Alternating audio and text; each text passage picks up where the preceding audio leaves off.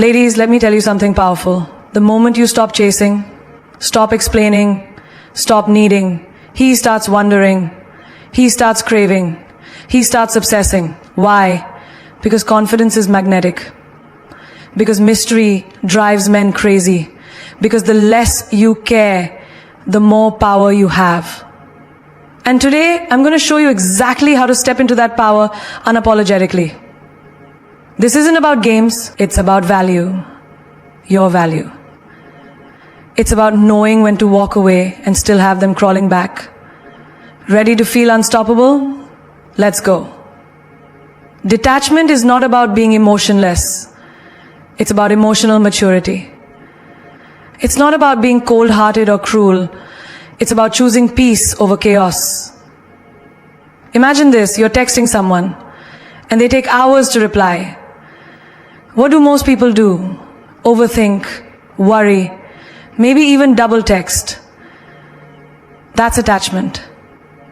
That's insecurity, looking for validation. But detachment? Detachment is when you look at your phone, see no reply, and you don't spiral. You don't question your worth, you simply carry on. Because you were whole before that message, and you're still whole without it. Confidence is not loud, it's not aggressive, it's not desperate. It's quiet, calm, and powerful. When a woman learns how to be detached, she gains the ability to walk away from anything that disrupts her peace. When a woman learns how to be detached, she gains the ability to walk away from anything that disrupts her peace. That power, that inner stillness, it shakes the world around her. Think about the woman in the office who doesn't engage in gossip, doesn't compete for attention, doesn't explain herself unnecessarily. She walks into a room and everyone notices. Not because she's loud, but because she doesn't need the noise to be seen. Most people think that caring less means you don't love. But no. Real love isn't obsession. Real love respects space. Detachment means you give people the freedom to be who they are, while giving yourself the freedom to walk away when they forget who you are. You don't beg for time. You don't chase closure. You rise.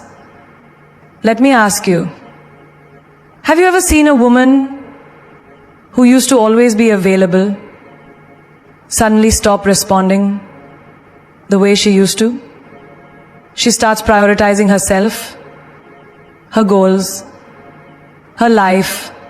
That shift, that's detachment. And watch how everyone around her starts panicking. That man who used to ignore her messages suddenly becomes curious. The friends who took her for granted now want to check in. Why? Because she pulled her energy back. She's not angry, she's just focused. She's not bitter, she's just detached. And that shift, it's magnetic. Detachment is your power in the modern world. When someone hurts you, you don't have to explode or prove anything. You let them go silently. And trust me, silence is louder than any scream. That's confidence, that's class, that's self-worth. Think about a girl in a toxic situationship. He gives her mixed signals, disappears, then returns when it's convenient. The moment she stops reacting, stops entertaining the circus, and starts living, really living, her life, he panics. He wonders what happened. That's what detachment does. It makes people realize your presence was a privilege, not a guarantee. You're not heartless. You've just learned that not everything deserves your attention.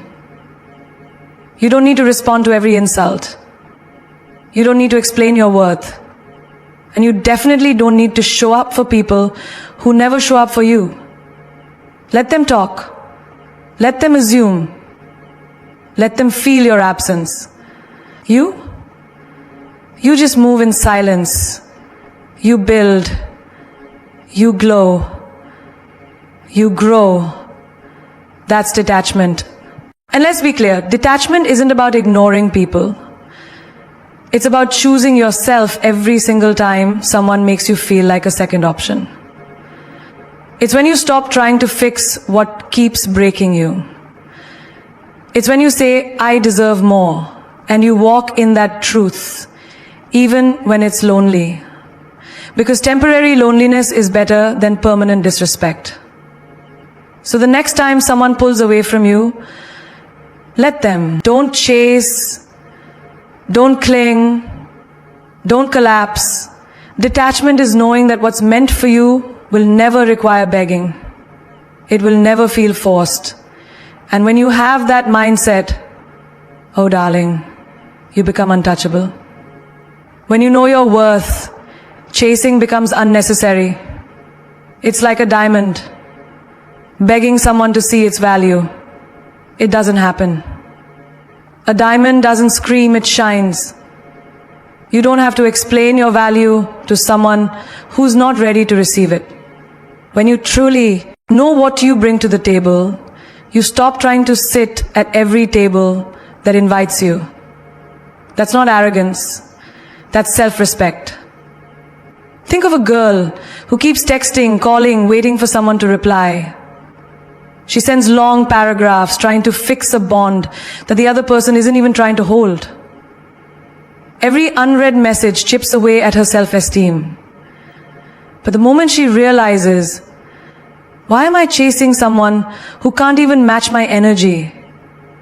That's when she wakes up. She deletes the chat, closes the door, and chooses herself. That's power. That's when obsession shifts. Because suddenly, she's no longer accessible. And that scares people who were used to her availability. You don't chase what you deserve, you attract it. Because when you stand tall in your value, the right people rise to meet you. The wrong ones, they'll call you too much only because they're not enough. Stop shrinking to be loved. Stop running after people who make you feel like you have to earn a place in their lives.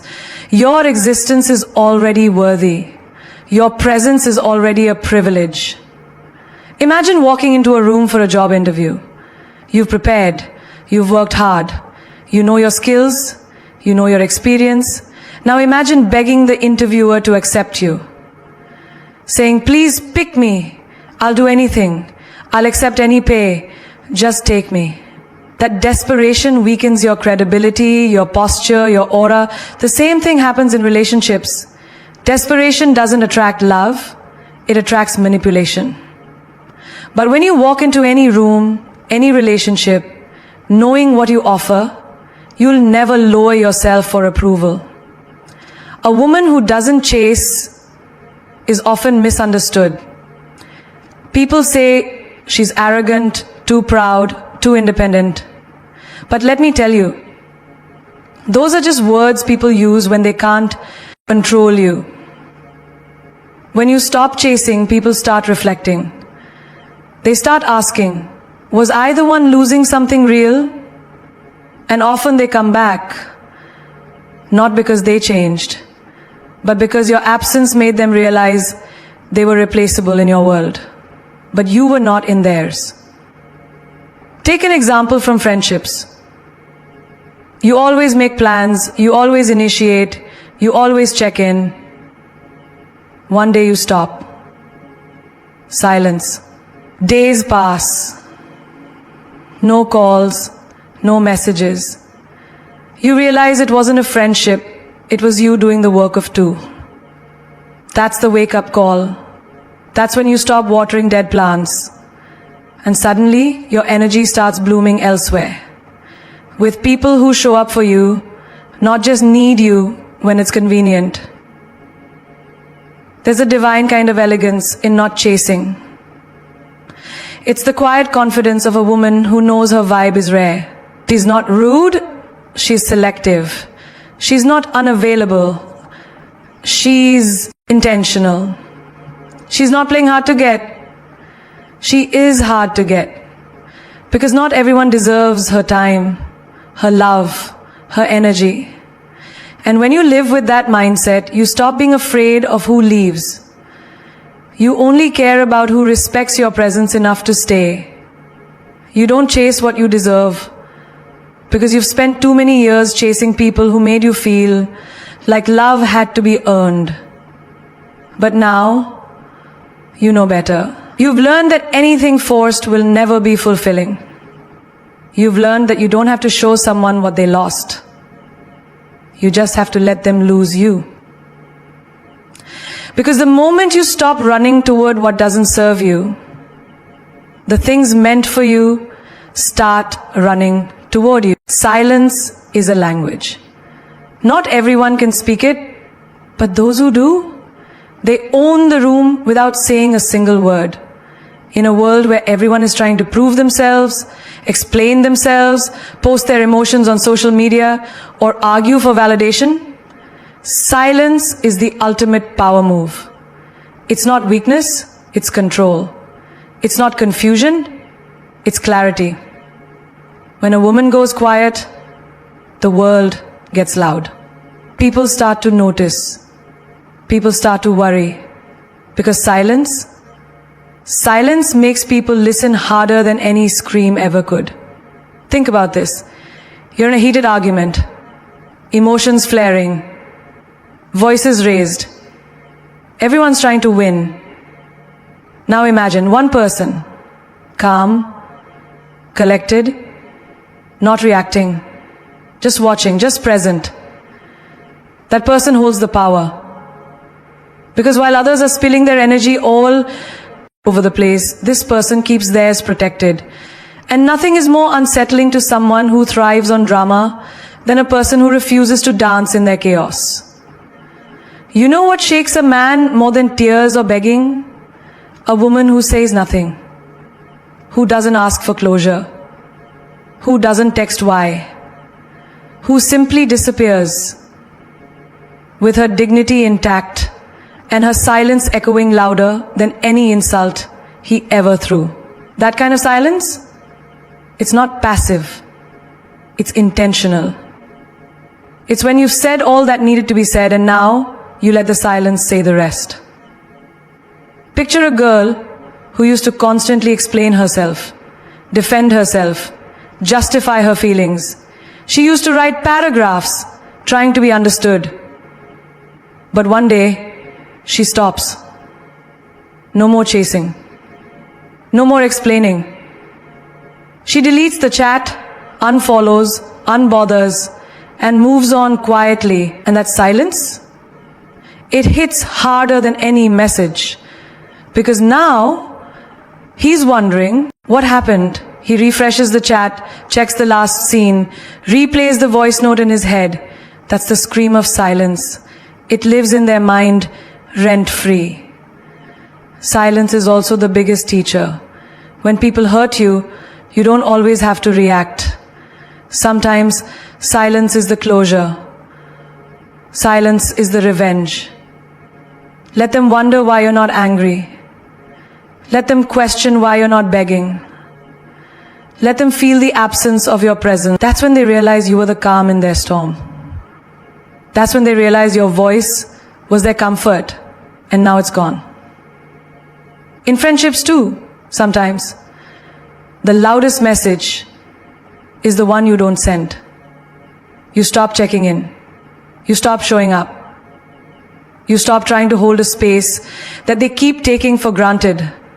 And when they finally notice your absence, they come running, not because you said something, but because your silence told them everything. It told them, I deserved better.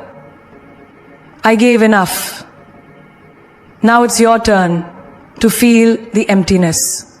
There's a reason silence is sacred in courtrooms, in rituals, in moments of power, because it demands respect. It demands presence. And in your life, when you stop explaining your worth, stop begging people to understand you, stop lowering your volume to make others feel comfortable, that's when your silence becomes a roar. And sometimes, silence is also self-love. It's when you choose not to waste your energy on people who don't listen when you speak. It's when you say, I don't need to be louder, I need to be clearer. And the clearest message you can ever send someone is removing your energy, your attention, your presence without a single warning. So the next time someone ignores you, disrespects you, or tries to provoke you, don't react, don't explain, don't engage, just go silent. Because silence is the most deafening sound when it follows presence. And when they notice the shift, it won't be your voice they remember, it will be the silence that replaced it. There's something undeniably powerful about a woman who knows where her emotions end and another person's manipulation begins. A woman who has emotional boundaries doesn't react to every word thrown at her. She doesn't allow her heart to be played like a piano, and that makes her irresistible. Not because she's cold, but because she's in control. Because she has mastered the art of not handing a piece to people who only show up to disturb it. Emotional boundaries are not walls, they are filters. They don't keep love out, they keep toxicity out. Imagine someone trying to guilt trip you, saying, if you really loved me, you'd answer my calls at 2 a.m. But you, calm, self-aware, say, no, I love you, but I love myself too, and I need rest. That sentence alone sets fire to manipulation. That kind of boundary isn't rejection, it's self-protection. And people who respect you will respect it.